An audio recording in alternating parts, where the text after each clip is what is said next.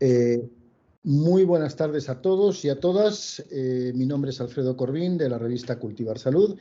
Y bueno, bienvenidos a este webinar sobre neuromeditación de la mano de Pedro Rodríguez. Pedro Rodríguez es gerontólogo, es escritor de varios libros, como puede ser Fundamentos de Yoga Terapéutico y Meditación, un ejemplar de 1000 y pico páginas, muy interesantes, sobre todo porque además versa sobre él la formación en un diploma de yoga terapéutico que estamos preparando. Y además es formador internacional y una persona, digamos, una persona muy profesional en este tema. Nos va a hablar sobre la neuromeditación y otras cosas más. Mar, buenas tardes. Muy buenas tardes. Buenas tardes a todos, buenas tardes Alfredo, Pedro. Nada, encantada de estar aquí y de teneros por ahí. A Pedro, como ya lo ha presentado Alfredo, pues no hace falta volver a presentarlo. Únicamente sí recordaros un par de cosas. Os hemos silenciado para que no hayan interrupciones, pero si queréis hacer alguna pregunta, nos la podéis pasar por el chat. Y cuando finalicemos, pues se lo haremos llegar a Pedro, ¿vale? Para que nos conteste. Y luego comentaros también, aunque ahora nos lo va a contar Pedro, que el contenido, la temática de este webinar forma parte de la temática también, valga la redundancia, de una formación en yoga terapéutico, tantra yoga y neuromeditación que tenemos en marcha, que se va a hacer de forma semipresencial en Valencia y que va a empezar pues a finales de este mes. Y nada, dicho esto, pues Pedro, te dejamos hablar, si eso. Exactamente. Buenas tardes. Buenas tardes, compañeros. Buenas tardes a todos los que nos están viendo y nos están escuchando. Es un auténtico placer para mí estar con vosotros. A mí el tema de la docencia, el tema de la divulgación es un tema que me apasiona. Me decía mi maestra de Reiki que estaba en mi camino, ¿no? Que esto era como formaba parte de mi ser. Y sí que es verdad que cuando participo de esto, de formar, de hablar, de procesos de investigación en todo este tema, pues, como diría un ser muy famoso, me llena de orgullo y satisfacción. Entonces, bueno, muchísimas gracias por invitarme, es un auténtico placer y bueno, pues obviamente el diploma de yoga terapéutico, tantra y neuromeditación es un espacio formativo que me encanta que me acompañéis en este proyecto, porque yo creo que ayuda a todos los profesores de yoga y a todos los asistentes a esta formación a generar un nuevo paradigma evolucionado de cómo aplicar un conocimiento ancestral a un concepto tan complejo como el que estamos viviendo hoy en día en nuestra sociedad, y que además puede permitir a todos los profesionales a introducirnos y mejorar el mundo de la salud con estos nuevos conocimientos. Sí, desde luego, así es. Bueno, pues si os parece entramos en materia ya, ¿no? Y vamos a la neuromeditación, que era el tema del webinar de hoy. Empiezo, disparo yo primero. Venga. ¿Por qué se llama neuromeditación? Porque es un nombre un poco complejo, ¿no? Conocemos la meditación, seguramente habremos oído hablar de neuromeditación, pero ¿por qué ese nombre? El concepto de la neuromeditación viene desde el interés que tiene la disciplina, el mundo académico, en saber qué es lo que pasa dentro de la mente humana con fines clínicos, con el fin de mejorar la salud y la investigación. De tal manera que la neuromeditación, es aquella disciplina que nos enseña a saber qué es lo que está pasando dentro de la mente humana desde la perspectiva de la neurociencia. Vale. Con el fin de mejorar, de reducir tratamientos farmacológicos, con el fin de poder instaurar procesos metodológicos en personas que precisen de asesoramiento.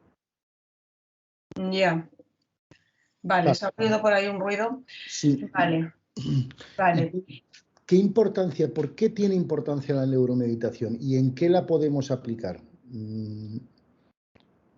Entiendo que estás hablando de esta sociedad en la que vivimos ahora, es decir, la problemática que podemos tener, pero ¿qué uso podemos hacer de ella para aplicarla a la vida cotidiana?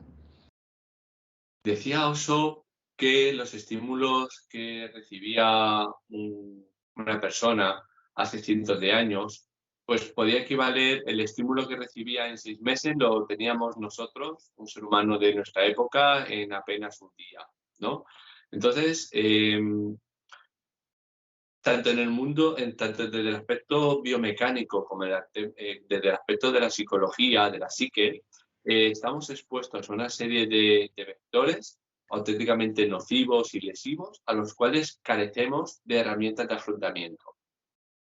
Quizás tanto partimos de la base de la infancia, desde la perspectiva de cómo crecemos, cómo somos educados y cuál es nuestro contexto, hasta el cómo trabajamos la resiliencia como adolescentes y como adultos.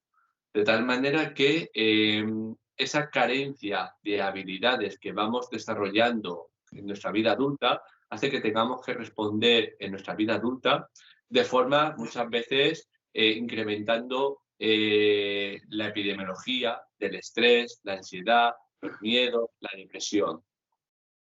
¿Cuál es la respuesta de la medicina convencional, de la medicina del mundo occidental? Los tratamientos farmacológicos. A través de la importancia de saber, porque además el mundo académico es un mundo súper estricto, es muy ortodoxo, muy cuadriculado. Entonces, que haya aceptado, como dice la autora Nazaret Castellanos, que acepte un contexto que viene además de un paradigma oriental, ancestral, tradicional, que acepte que esta posibilidad es una herramienta de trabajo para los pacientes, de por sí ya es algo muy valioso, ¿no?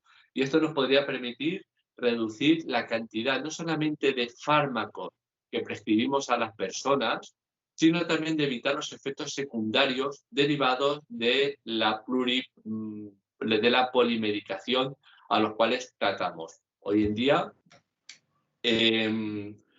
nos encontramos que una persona va al centro de salud y comenta que le cuesta dormir, lo primero que se va a llevar es un Orfidal, un Lorazepam, un Valium o un Depras, es decir, un catálogo de medicamentos que es sota caballo rey, pero que realmente no resuelve el tema, ¿no? Claro. Entonces, ¿cuál es el origen de la persona, no? Pues esos aspectos la medicación no lo va a resolver. Cuando se intenta derivar a nivel de salud mental son insuficientes y tampoco tienen herramientas. Por lo tanto, hacen falta una serie de profesionales que estén formados desde una perspectiva académica, unida a la perspectiva tradicional, para que puedan ser aceptados en diferentes contextos por esta perspectiva ortodoxa que envuelve el mundo de la salud, que de hecho hemos visto recientemente y sin ámbito de generar polémica con el tema de la ozonoterapia. Sí. Que el paciente ha salido adelante gracias al tratamiento porque, bueno, el juez aceptó por tema paliativo y hemos visto cómo todo el mundo sanitario ha salido a quejarse por algo que, bueno, que era un tratamiento paliativo validado por un juez sin dar ni una sola opción. De tal manera que si la perspectiva que nosotros enseñamos es de la perspectiva, mire, esto va a funcionar por esto, nos van a prestar oídos y va a ser más fácil que nos podamos introducir en el ámbito de la salud convencional. Y ahí todo parte de la importancia. Claro.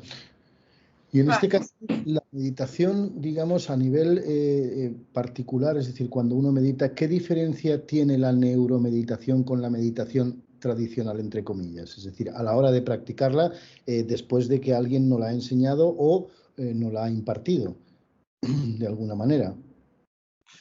Habitualmente vivimos en un mundo en el cual, por establecer ciertos paralelismos, o eres del Madrid o eres del Barça.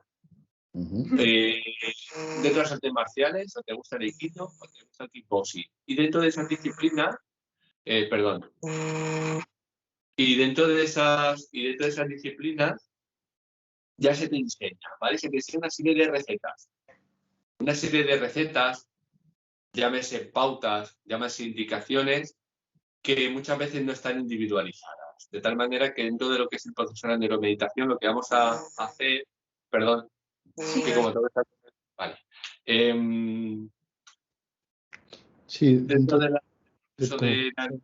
lo que vamos a hacer es adaptar, individualizar dentro del catálogo, dentro del arsenal terapéutico que existe de todas las escuelas de meditación, consciente de qué manera trabaja, por ejemplo, cada proceso meditativo sobre qué tipo de personalidad. Por ejemplo, en un estudio publicado de forma reciente, que además lleva a cabo una traducción y desarrollo en el capítulo de fundamentos del libro de yoga terapéutico, vemos, por ejemplo, que dentro de todas las líneas de meditación que existen a nivel planetario, donde se incluyen estilos tibetanos, chinos, japoneses, yógicos, hindúes, sikhs, etcétera, cada proceso meditativo produce una serie de respuestas diversas sobre diferentes longitudes de onda cerebral. Es decir, que cada tipo de meditación produce estados meditativos y de respuesta distintos. Diferentes. Sí, Es eso decir, es como una...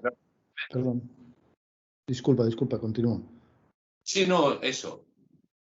Por ejemplo, una de las cosas que nos va a caracterizar es el poder llevar a cabo un estudio individualizado, llamémoslo en el caso del profesional de salud diagnóstico y en el caso de terapeutas o profesores de yoga terapéutico, una evaluación en la cual nosotros, valorando el estado del movimiento respiratorio primario a través de la pulsología, a través de ciertos puntos reflexológicos que existen en el cuerpo, vamos a saber si la persona va a tener que meditar más sobre aspectos que tengan relaciones con aspectos de coherencia cardíaca, aspectos que tengan que ver con la ira, a nivel de hígado, a nivel de estómago. ¿Por qué? Porque la ciencia de la neuromeditación lo que ha observado es que existen una bidireccionalidad entre el córtex cerebral y los órganos que hace que emitan una serie de longitudes de onda que van a repercutir. De tal manera que, tal como ya decía la medicina ayurvédica y la medicina china, los procesos obsesivos, compulsivos van a impactar sobre el estómago, los procesos de ira van a impactar sobre biorritmos hepáticos, aspectos como, por ejemplo, la melancolía o la depresión van a afectar sobre la microbiota a la vez también sobre aspectos del cerebro, lo cual a largo plazo puede repercutir en la aparición de enfermedades como el Alzheimer o el Parkinson.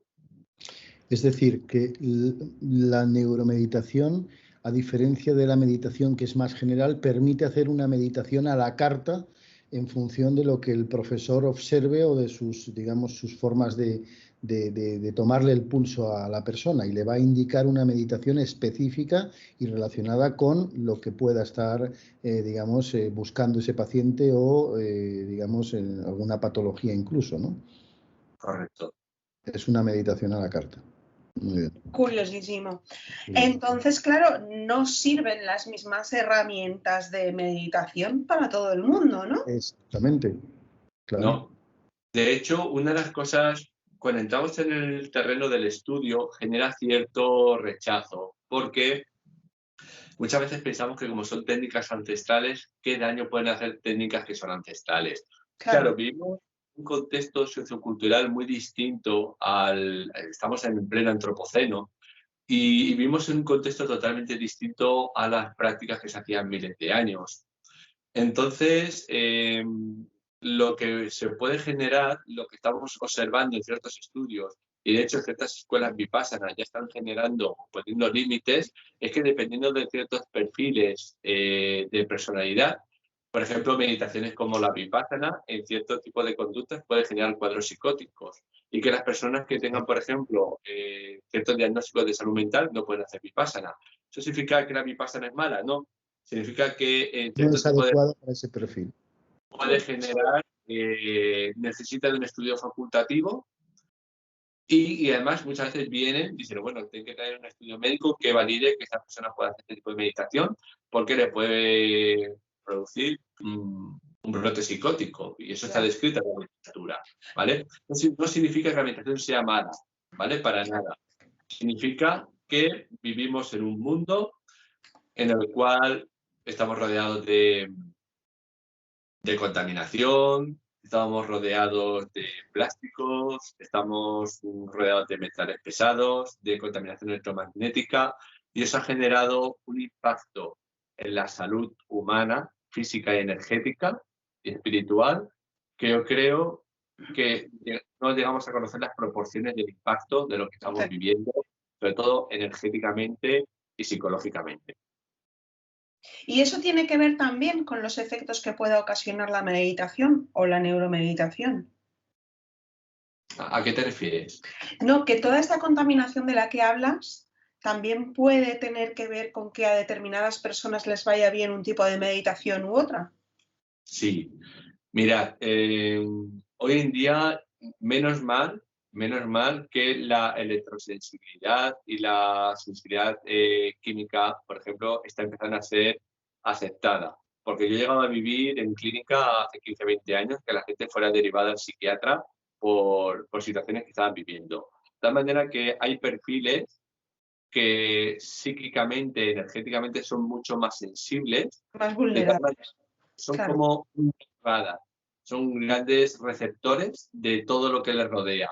De tal manera que todo este tipo de contaminación electromagnética, entre otras cosas, incluso el tipo de personalidad que les rodea, les puede impactar e incluso ser diagnosticado muchas veces de enfermedades mentales, cuando lo que hay que reconocer es que son personas extremadamente sensibles. De tal manera que hay que adaptar la meditación a este tipo de personalidades, porque puede ser que haya cierto tipo de meditaciones que no les vaya bien u otras que les vayan mejor. Claro. Habla, perdón. Estaba pensando al hilo de lo que dices que, claro, la neuromeditación en sí no tiene riesgo. Lo que puede tener riesgo es la incompetencia, por llamarlo de alguna forma, del profesor en este caso, es decir, el desconocimiento de esa neuromeditación y al no conocerla, aplicar una meditación generalista, por ejemplo, una vipassana, como tú dices, a una persona que no le vaya a sentar bien. Yo no hablaría de incompetencia, yo hablaría del desconocimiento, porque hoy en día lo que prima en todas las escuelas de yoga es esto se ha hecho así desde hace miles de años y esto no tiene ningún tipo de error. Y el hecho de profundizar en el estudio desde la biomecánica, desde la fisiopatología y desde la neurociencia, parece que sea una especie de insulto, ¿vale? Entonces, yo creo que tenemos que relegar nuestro ego. Yo siempre digo que intento dejar a mi ego durmiendo en la cama por las mañanas, lo arropo y salgo a hurtadillas para que no me escuche, no me hace que se quede a venir conmigo. Porque nuestro ego está a la par del día y eso junto con el miedo es fácil decir, ostras, a ver si me van a quitar mi trabajo, ¿no? O a ver si resulta que con esto se va a generar un miedo o incluso mi propio miedo a pensar que lo que estoy haciendo o lo que he hecho hasta ahora ha sido algo que ha estado mal. Claro, es una praxis. Pero bueno, debemos entender que hace cientos de años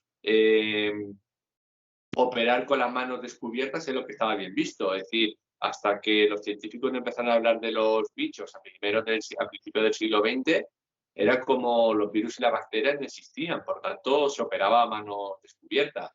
Y claro, una persona llegó a ser denunciada y acosada por decir que existían las infecciones.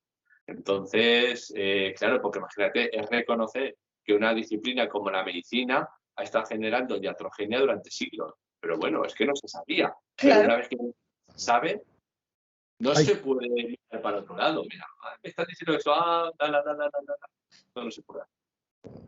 Claro. Entonces, antes de continuar, la misma persona la misma persona de ejemplo que comentábamos antes, que una vipassana le puede sentar mal, sí que hay otro tipo de meditación que le pueda sentar bien. Sí, y además dentro de un proceso evolutivo. Me explico.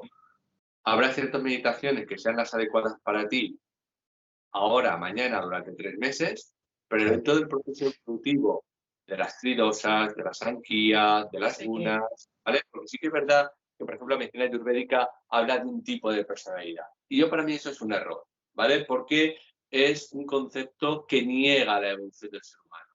Y además vivimos un concepto de hibridaje tal que pensar que tú tienes un morfotipo X o que perteneces a un dosa de cierta manera es un aspecto de la valoración del ser humano que primero parece que te cuadricula. Creo que es un concepto que queda muy encasillado y que no habla de la realidad y de la complejidad de la persona. Y es una complejidad que es evolutiva y que para nada tienes que ver cómo tú vas a evolucionar y lo que vas a necesitar en 1 año, 2 o 5 años. Es como decirte, no, pues yo recuerdo que eso te ha dicho, es que tú eres Capricornio. ¿Cómo eres Capricornio? Tú eres Sota, Caballo, Rey. Me estás encasillando, no me permite mi evolución espiritual, ¿vale?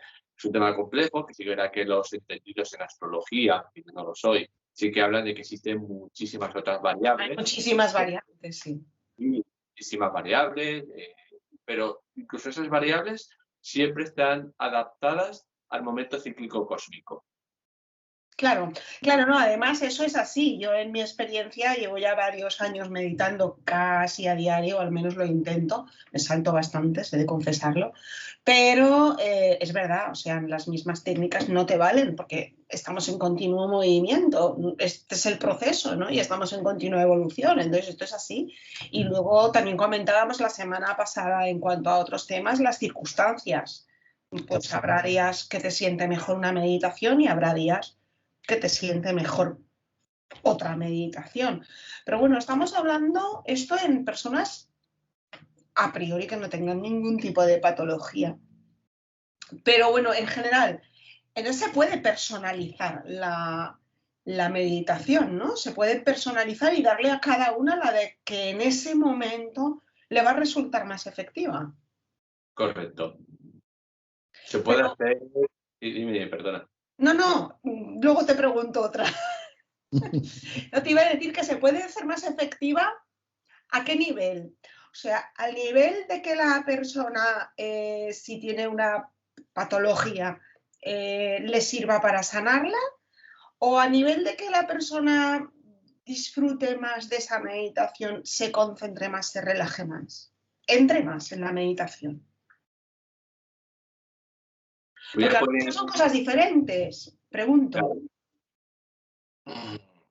Entrar en un proceso meditativo, y parafraseando al maestro Ramiro Calle, no es entrar en un proceso en el cual tú te tengas que sentir a gusto. Eso quizás fue parte del concepto hippie que bebe el yoga del siglo XX, del siglo XXI. Meditar no tiene por qué ser agradable. Meditar incluso puede ser abrir puertas que no te gustaría, que te toca observar. A partir de ahí, el tema de la adaptación o de la mejoría tiene que ver con... Es muy complejo y eso quizás echa muy para atrás a las personas cuando yo las formo, porque necesitan ser personas muy exquisitas, necesitan ser personas que realmente quieran beber de un conocimiento tan profundo. El tema de la...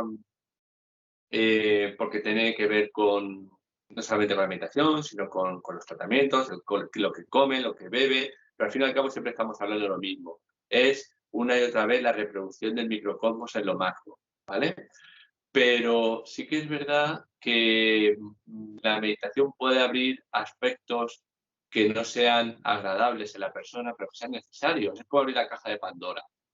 La persona tiene que ser consciente que abre la caja de Pandora, pero tener las herramientas para poder abordar todo eso, ¿vale? Y eso es lo que esas herramientas de neuromeditación te van a permitir.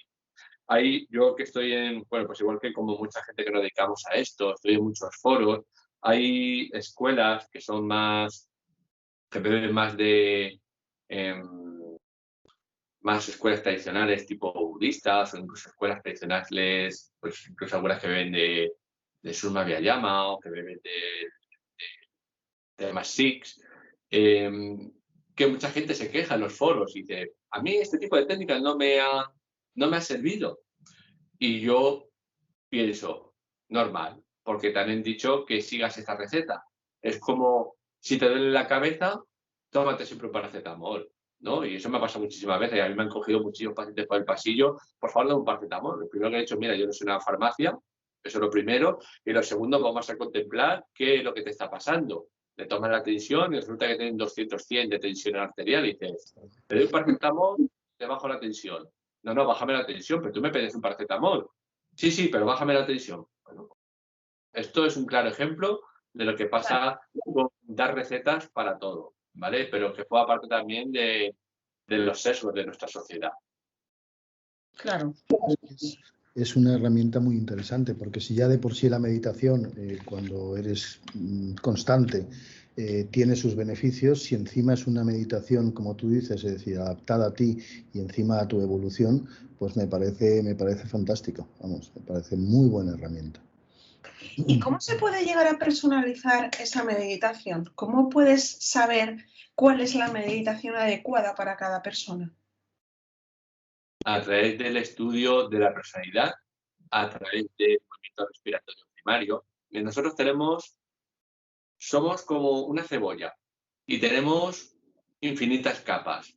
Conforme vas profundizando dentro de cada capa, tiene una forma de diagnóstico. Tenemos desde las esferas más energéticas, más áuricas, que a partir de ahí podemos enseñar a la persona a detectar cuál es el estado de su aura. Podemos enseñar al profesor de yoga a determinar el estado del aura de las otras personas. Y conforme vamos penetrando en diferentes capas de la cebolla, pues detectamos, pues, o el movimiento respiratorio primario, que es el movimiento que podríamos decir que es el movimiento bajo el que subyace, según diferentes expertos en Ayurveda y en yoga, sobre el que subyace, por ejemplo, Sushumna. Sushumna o Sumana, depende de cómo se pronuncie y del autor. Estaría detrás, por ejemplo, del movimiento respiratorio primario. Tendría que ver con el movimiento cráneo-sacral, tendría que ver también con la Kundalini y tendría que ver también con procesos relacionados con las bandas que conectan con Sushumna y con Sumana o con Sumana. Podemos también a través del pulso, podemos determinar si la persona tiene un deterioro en la energía que hace que esté menos alegre, que esté más triste, que tenga más ira. Entonces, a través de esos estados pulsológicos, incluso podemos llegar a determinar si la persona tiene que trabajar de forma simétrica. De forma simétrica, ¿qué quiere decir, Pedro? Asimétrica significa que puede ser que por el estado que pueda estar más compartimentado de la esfera racional o de la esfera sentimental, tenga que trabajar más desde un lado que desde el otro. Vale. Entonces, en hilo de lo que dice Mar, es decir, para personalizar esa meditación, es decir, para poder transmitir al alumno esa neuromeditación, el profesor en este caso conoce todas esas técnicas, es decir, es capaz de hacer ese análisis de la personalidad, es capaz, digamos, un poco de tener todos esos factores en cuenta a la hora de crear esa meditación personalizada. Claro, incluso viendo como especialista también en biomecánica, la persona solamente viendo el estatus de la cara, las asimetrías faciales, es capaz de saber que ya tiene una disfunción del ATM y las conexiones que tiene el ATM con el intestino delgado y por lo tanto un proceso de nucleosis intestinal y entonces que va a tener que trabajar aspectos relacionados con la alegría y con el intestino, a través de mudras de intestino.